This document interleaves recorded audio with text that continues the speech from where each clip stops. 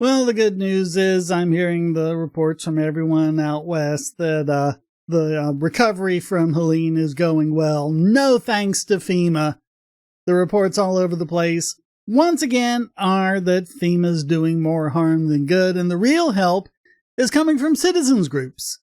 And one big problem was the hysteria the media created around some bogus reports that we're going to go into.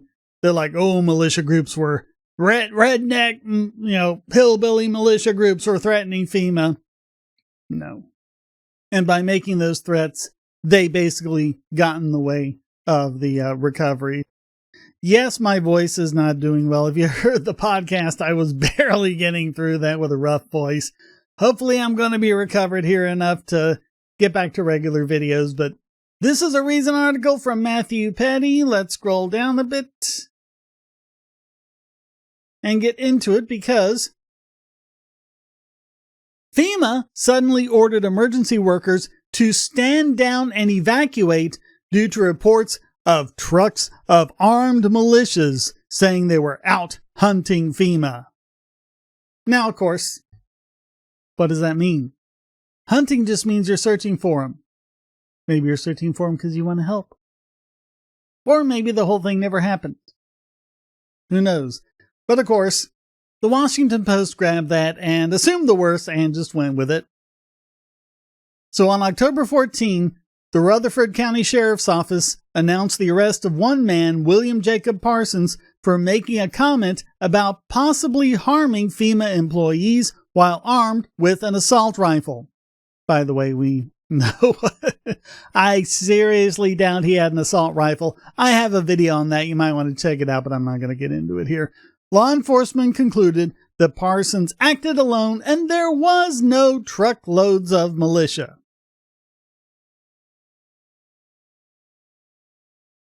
Parsons told the BBC that he was not a member of any militia, he had not threatened any federal officers, and he was there to help. He was going to distribute supplies to hurricane victims. So every time America suffers a natural disaster, it seems, there's serious anxiety about social collapse and mass violence. I think it's like the purge or something. Like as soon as that happens, everyone's going to run around rioting. And the media often runs with the most fantastical version, as journalists did with Hurricane Katrina in 2005. We remember that, don't we? Well, I guess it's 2024. You could be an adult and not be alive at Hurricane Katrina, but those of us who are alive, oh God, I'm old. Those of us who are alive at Hurricane Katrina remember what that was like. These rumors by themselves can do serious damage. And they talk about Louisiana National Guard Major Ed Bush, and this is from 2005 in Katrina, said, perhaps FEMA would have been quicker in if we hadn't heard all these urban myths about shootings and rapes and deaths and killing and bodies everywhere. Last week, relief efforts in Rutherford County and nearby Ashe County were paused due to the alleged militia threat. So they actually paused it. They stopped helping people. And by the way, don't get confused. Ashe County is not where Asheville is. Asheville is in Buncombe County. So don't get confused. It can be kind of a weird state because I live in Stanley. I don't live anywhere near Stanley County. That's over on another part of the state.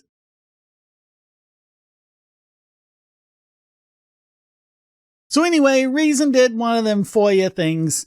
They got the original email thread. They got the whole thing. Forest Service firefighting official Gordy Sachs, quoting a message from FEMA, did indeed write to other officials on October 12 that Title 10 troops had come across X2 trucks of armed militias say they were out hunting FEMA. Spoiler alert, this guy lied. He didn't see any such trucks. But FEMA advised all of the federal responders in Rutherford County to stand down, evacuate, and particularly in Chimney Rock. They just left Chimney Rock entirely. Left them to their own devices. So this guy lied, and as a result, North Carolina citizens affected by the hurricane were denied aid. why doesn't this guy get at least the same amount of outrage from the media as all the, Trump conspiracy theorists and militia, this, militia, that, and things that never happened? It's crazy. And they were scrambling to figure out what was really happening. You have Tracy Perry of the Forest Service, their Director of Law Enforcement Investigations. Are you aware of this? Are we engaged? Any updates to share? And then another law enforcement official said, this is the first I've heard of this. I spoke with some law enforcement staff around 11:30 this morning, and they did not mention anything.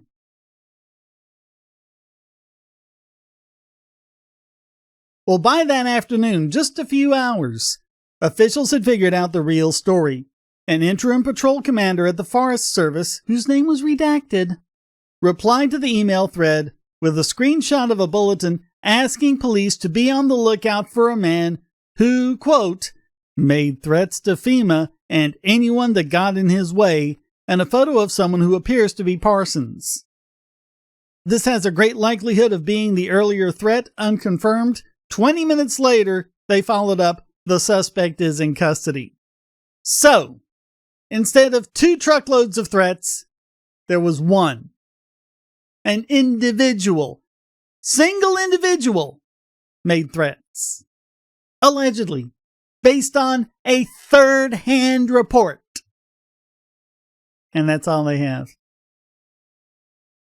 And let's see, right under that is all the emails. You can scroll through and read those yourself. Only the original email talking about trucks of armed militia was leaked to the press. None of the rest of them were. Not so that we could learn that it was bogus. After Parsons' arrest was publicized, the Post updated its story to focus on his threat and removed the phrase armed militia from the headline.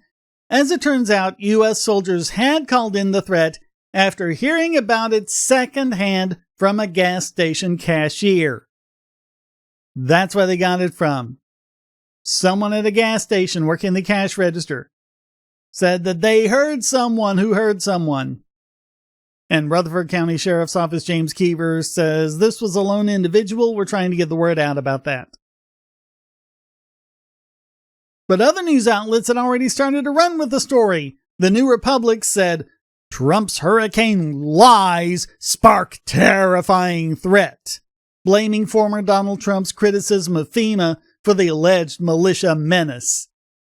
And then you have The Guardian. Oh, The Guardian is oh so accurate and everything. I recently had an exchange on X with someone like that, and I posted several links of the stuff they had just bald-faced lied about over the years. And of course, he didn't respond. I think he might have blocked me, actually. But anyway, The Guardian reported that the politicization of the hurricane relief effort has provided a recruitment opportunity for white supremacist groups who have assembled in devastated regions. The Daily Beast featured a photo of an actual militia atop its coverage.